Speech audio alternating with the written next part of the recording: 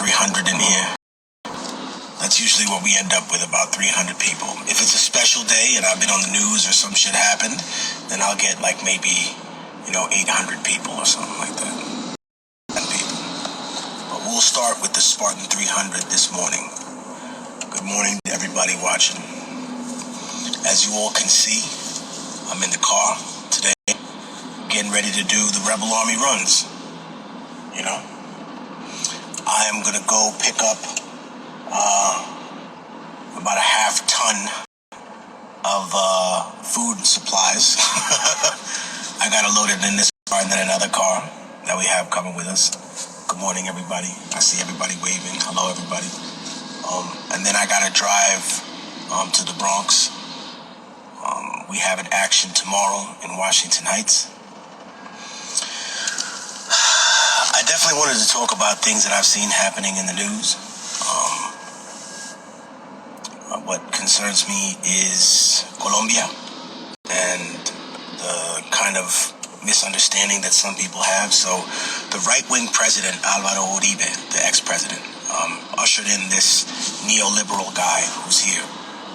And this is not anything except brutal government repression. And I think that people forget that in America, sure, we have police brutality, but when you go to other countries, you see a different type of police brutality. Like, yeah, it's horrible here in America, but if you were to see it in Brazil or South America, it's insane. And what I saw in Colombia was just people getting shot from helicopters, an incredibly violent thing. And you notice something else. I noticed a disparity. The United States is not calling for regime change in Colombia like it was with Venezuela. And it also came out today that the U.S. Congress itself determined that the United States and its sanctions and its secret, dealings, backdoor dealings is what caused Venezuela's economic collapse. But are you ready to have that conversation? Not just about evil leftist philosophy, but that it's about corporatism. You see, the United States doesn't care if you're a socialist government or a capitalist government, as long as it can get access to resources. When are you going to understand that? It's not about whether something is capitalist or communist. It's about, do they give us access to the resources cheap? The barons of all these resources, those individuals. Do you understand? So before you go out there and say, oh, this is what's going on, you have to understand that much. They want access to those resources. So the United States lost access to the resources under Hugo Chavez. The prices went up. The oil industry was nationalized. It's not about the freedom of the people. Do you understand? They don't care if Colombia has quote-unquote freedom or Venezuela or Cuba has freedom. Do we have access to the market? Yes? Cool. Then we're cool with you and you can treat your people however bad. They're not screaming for democracy in Saudi Arabia, are they? No.